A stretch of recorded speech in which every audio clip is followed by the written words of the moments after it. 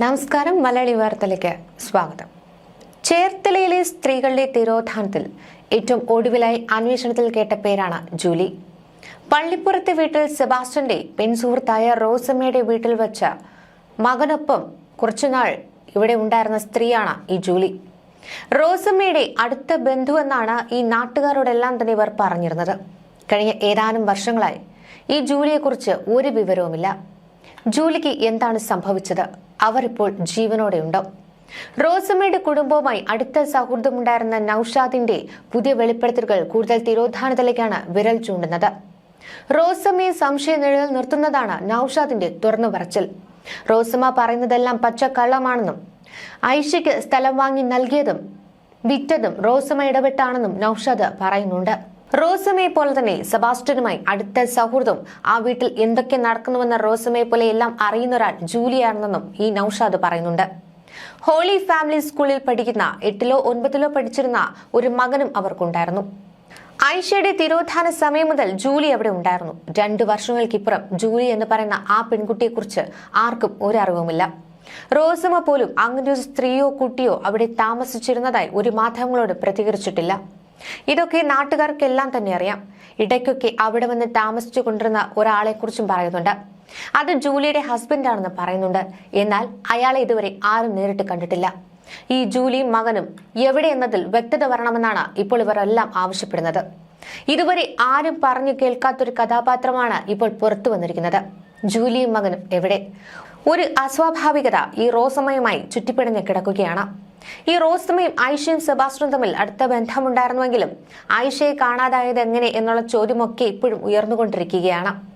ഈ ഐഷയെ കാണാതായതിനു ശേഷം അവരുടെ ഫോൺ റോസമ്മയുടെ കൈവശം ഉണ്ടായിരുന്നുവെന്നാണ് പോലീസ് സംശയിക്കുന്നത്. ബിന്ദു പത്മനാഭന് പിന്നാലെ ഐഷയെ കാണാതായതിൽ സെബാസ്റ്റ്യനും റോസമ്മയ്ക്കും പങ്കുണ്ട് എന്ന സംശയമാണ് ഉയർന്നത്. ഈ സെബാസ്റ്റ്യൻ റോസമ്മയെ വിവാഹം ആലോചിക്കുവാനായി ശ്രമിച്ചതായി ഇവർ പറയുന്നുണ്ട്. ആദ്യ ഭർത്താവിന്റെ മരണശേഷമാണ് റോസമ്മ ശാസ്താംകവല സ്വദേശിയായ അധ്യാപകനെ വിവാഹം ചെയ്യുന്നത്. എന്നാൽ ഈ അധ്യാപകന് മരിച്ചതോടെ ഇവർ ഒറ്റയ്ക്കാണ് താമസിച്ചിരുന്നത് എന്നാണ് മാധ്യമങ്ങളോടക്കം ഇവർ പ്രതികരിച്ചത്. എന്നാൽ ഈ ജൂലി എന്ന് പറയുന്ന സ്ത്രീയെക്കുറിച്ചോ അവരുടെ മകനെ കുറിച്ചോ ഇവർ ഒരിക്കലും ഒരു മാധ്യമങ്ങളോടും പ്രതികരിച്ചിട്ടില്ല.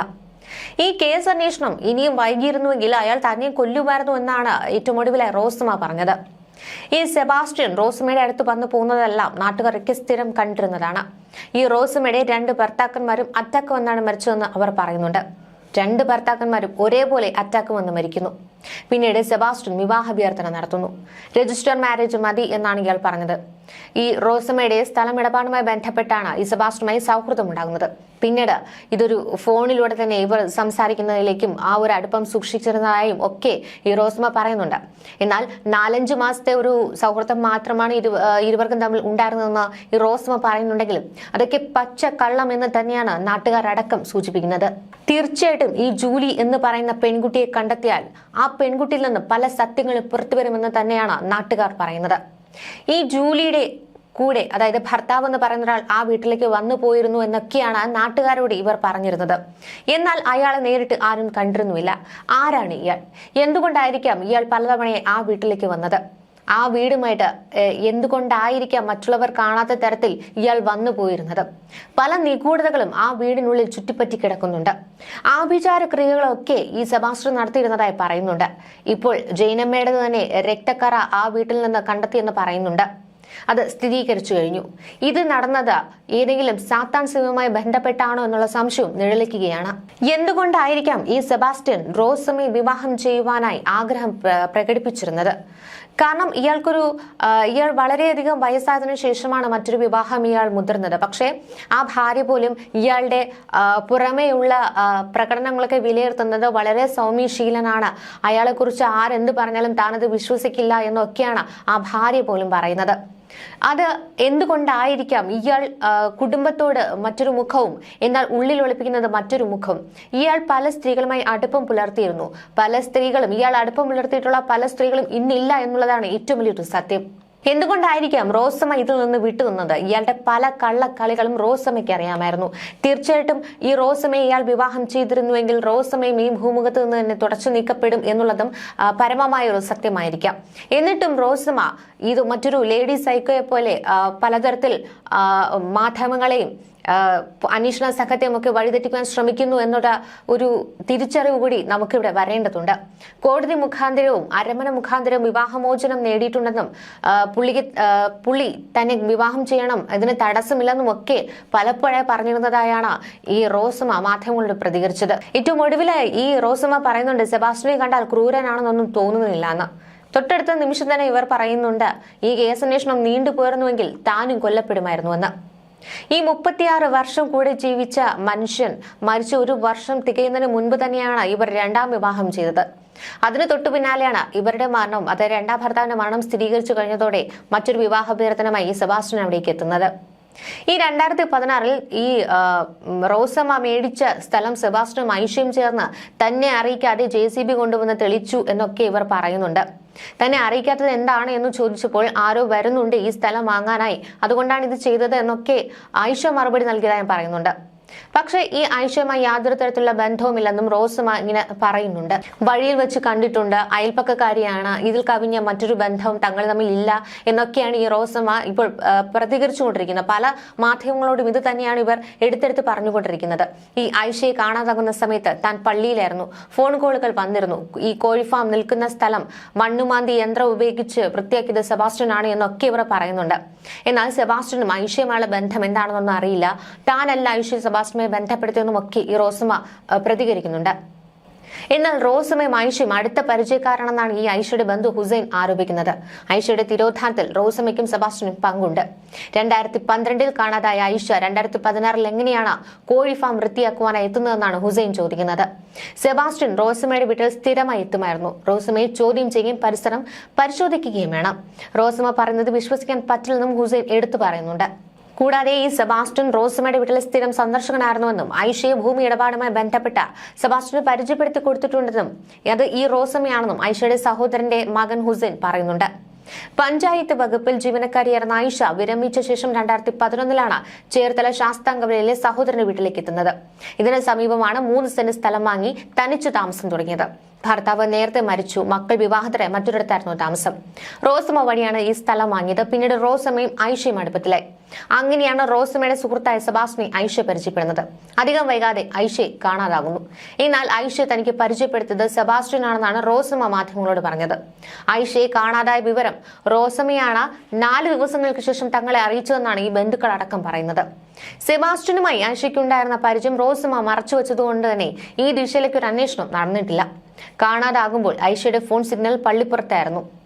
2012 മെയ് 13 ഐഷയെ കാണാതെന്നാണ് ഈ ബന്ധുക്കൾ ചേർത്തല പോലീസിൽ പരാതി നൽകിയത്. എന്നാൽ 2016 ഓഗസ്റ്റ് 15 ഐഷയും സെബാസ്റ്റ്യനും കൂടി തന്റെ വീടിന് സമീപത്തപ്പോൾ കോഴിഫാമിന്റെ ഷെഡുള്ള സ്ഥലം മണ്ണുമാന്തി യന്ത്രം ഉപയോഗിച്ച് വൃത്തിയാക്കിയെന്നാണ് റോസമ്മ പറയുന്നത്. ഈ കാര്യങ്ങൾ പലതവണയാണ് അവർ മാധ്യമങ്ങളോട് ആവർത്തിച്ചത്. എന്നാൽ 2012 കാണാത്ത ഐഷയെ എങ്ങനെയാണ് 2016 റോസമ്മ കണ്ടുവെന്നാണ് ബന്ധുക്കൾ ചോദിക്കുന്നത്. ഇതിനിടെയാണ് നിർണായകമായ വിവരങ്ങളൊക്കെ പുറത്തു വന്നത്. അതായത് ജൈനമ്മയുടെ രക്തക്കറയാണ് ഈ സെബാസ്റ്റ്യന്റെ വീട്ടിൽ നിന്ന് കണ്ടെത്തിയെന്ന് സ്ഥിരീകരിച്ചത്. തിരുവനന്തപുരത്തെ ഫോറൻസിക് ലാബിൽ നടത്തിയ പരിശോധനയിലാണ് ഇത് സംബന്ധിച്ച സ്ഥിരീകരണം ഉണ്ടായത്. ഈ ജൈനമ്മയെ സെബാസ്റ്റ്യൻ കൊലപ്പെടുത്തിയെന്ന നിഗമനത്തിന് കൂടുതൽ ബലം പകരുന്ന തെളിവാണിത്. സെബാസ്റ്റ്യൻ വിവിധ പണമിടപാട് സ്ഥാപനങ്ങളിലെ പണയം വെച്ച സ്വർണ്ണാഭരണങ്ങളും ജൈനമ്മയുടേതാണെന്ന് ക്രൈംബ്രാഞ്ച് അന്വേഷണത്തിൽ വ്യക്തമായിട്ടുണ്ട്. നേരത്തെ സെബാസ്റ്റ്യന്റെ വീട്ടിൽ നടത്തിയ പരിശോധനയിലാണ് പിറകുവശത്തെ മുറിയിൽ നിന്ന് ഈ രക്തക്കറ കണ്ടെത്തിയത്. വീട്ടുവളപ്പിൽ നടത്തിയ പരിശോധനയിൽ ശരീരാവശിഷ്ടങ്ങൾ കണ്ടെത്തി. എന്നാൽ ശരീരാവശിഷ്ടങ്ങൾ DNA പരിശോധനാ ഫലം പുറത്തു വന്നിട്ടില്ല. ബിന്ദു പത്മനാഭൻ, ജൈനമ്മ, ഐഷ എന്നീ 3 സ്ത്രീകളെ ദുരൂഹ സാഹചര്യത്തിൽ കാണാതെ കേസിലാണ് സെബാസ്റ്റ്യൻ സംശയനിലയിലുള്ളത്. ഇവർ 3 പേരും കൊല്ലപ്പെട്ടിരിക്കാമെന്ന് തന്നെയാണ് അന്വേഷണ സംഘത്തിന്റെ നിഗമനം. ചേർത്തലയിലെ ജൈനമ്മ തിരോധാന കേസിൽ അന്വേഷണം പുരോഗമിക്കുമ്പോൾ തന്നെ ഇലന്തൂർ മോഡൽ നരബലി സംശയമാണ് നിലനിൽക്കുന്നത്. സെബാസ്റ്റ്യൻ ആഭിചാരക്രിയകൾ നടത്തിയിരുന്നുവെന്നാണ് ക്രൈംബ്രാഞ്ച് അന്വേഷണത്തിലൊക്കെ ലഭിച്ചിരിക്കുന്ന സൂചന. ഓരോ തിരോധാനവും നടന്നിരിക്കുന്നത് കൃത്യമായ ഇടവേളകളിലാണെന്നത് അടക്കം ദുരൂഹത വർദ്ധിപ്പിക്കുന്നതാണ്. ഇപ്പോൾ ലഭിച്ചിരിക്കുന്ന സൂചനകൾ വരും ദിവസങ്ങളിൽ കേസിലെ നിർണായക ഘട്ടത്തിലേക്കാണ് കടക്കുക. കാണാതായ സ്ത്രീകളെ ആഭിചാര ക്രിയകൾക്ക് വേണ്ടിയാണോ ഉപയോഗിച്ചതെന്ന സംശയമാണ് ഉയർന്നത്. അന്വേഷണം ആ വഴിക്കാണ് പുരോഗമിക്കുന്നത്. 6 വർഷത്തെ ഇടവേളകളിലായി ഓരോ സ്ത്രീയും കാണാതായി. 2006 ബിന്ദു പത്മനാഭൻ, 2012 സിന്ധു, പിന്നീട് ജൈനമ്മ, 2024 ഡിസംബറിലാണ് ഇവരെ കാണാതാവുന്നത്. കുടുംബ പ്രശ്നങ്ങളോ മറ്റു കാര്യങ്ങളോ കാരണം ഒറ്റപ്പെടൽ അനുഭവിച്ചിരുന്നവരാണ് സെബാസ്റ്റ്യന്റെ ഇരകളായത്. ഇലന്തൂർ നരബലി, നന്ദൻകോട് കൊലപാതകം എന്നീ കേസുകൾക്ക് നിലവിലെ ഈ തിരോധാന കേസുമായി സമാനതകൾ ഏറെയാണ്. ധ്യാന കേന്ദ്രങ്ങളിൽ പോയിരുന്നയാളാണ് ഈ സെബാസ്റ്റ്യനെങ്കിലും ഇയാൾ ഒരു വിശ്വാസിയായിരുന്നില്ലെന്ന് അന്വേഷണ സംഘം മനസ്സിലാക്കിയിട്ടുണ്ട്. ഈ ഒറ്റപ്പെട്ട് കഴിയുന്ന അല്ലെങ്കിൽ മറ്റുള്ളവരുമായി സൗഹൃദം ആഗ്രഹിച്ചിരുന്ന സ്ത്രീകളുമായി കൂടുതൽ സൗഹൃദമുണ്ടാക്കി അവരെ ഈ സ്ഥലത്തേക്ക് അല്ലെങ്കിൽ ഈ ധ്യാന കേന്ദ്രങ്ങളിലേക്ക് എത്തി നിരീക്ഷിച്ചിരുന്ന ഒരു വ്യക്തിയാണ് ഈ സെബാസ്റ്റ്യൻ.